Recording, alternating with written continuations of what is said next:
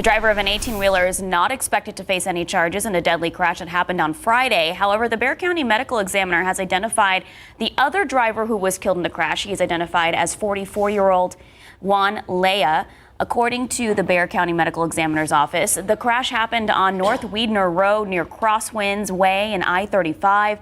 San Antonio police say Lea's car was on the I-35 access road when it drove into an 18-wheeler going through a green light. He was taken to BAMC in serious condition, where he later died.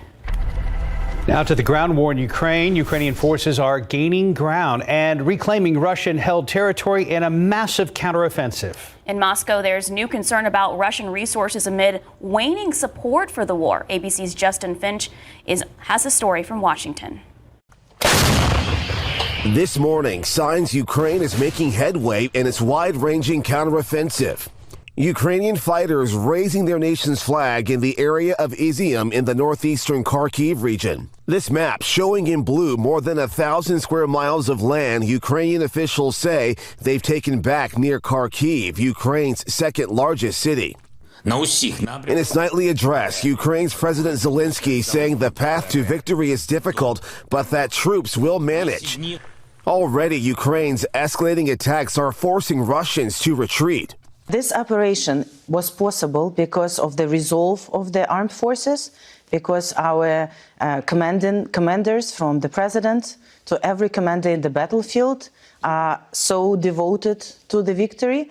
Back in Moscow, Putin celebrating the capital city's anniversary as the Kremlin is now under pressure to acknowledge it's facing war in Ukraine with strained resources to hold on to areas it's claimed. ABC's Ian Pannell says the tides are turning against Russia at a crucial time. I mean, the options don't look great. I mean, there are very, very few. They're in real trouble right now. It can't resupply its troops. It doesn't have troop rotations.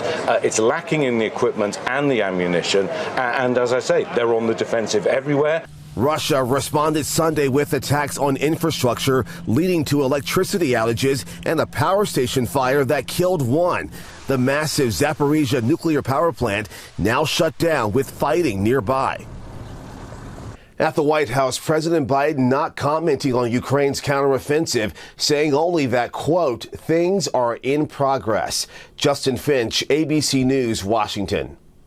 Today, the coffin of Queen Elizabeth will be taken in a solemn procession from one of her Scottish palaces to the city's historic St. Giles Cathedral before being flown to London tomorrow. Britain's King Charles will fly to Edinburgh today, join other members of the royal family when the procession happens. Since the Queen's death at Balmoral Castle, her Scottish holiday home, a carefully choreographed series of plans to mourn Britain's monarch of 70 years have been put into operation.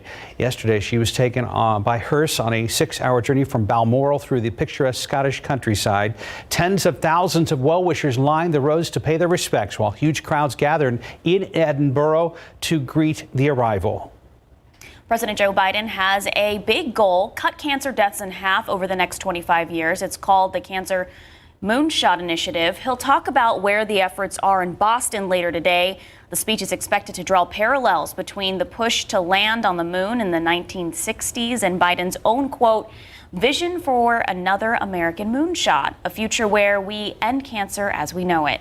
President Biden will deliver his remarks at the John F. Kennedy Library. The cancer cabinet he put together has laid out several key priorities, including closing the screening gap, decreasing the impact of the preventable cancers, bringing cutting-edge research to patients and communities.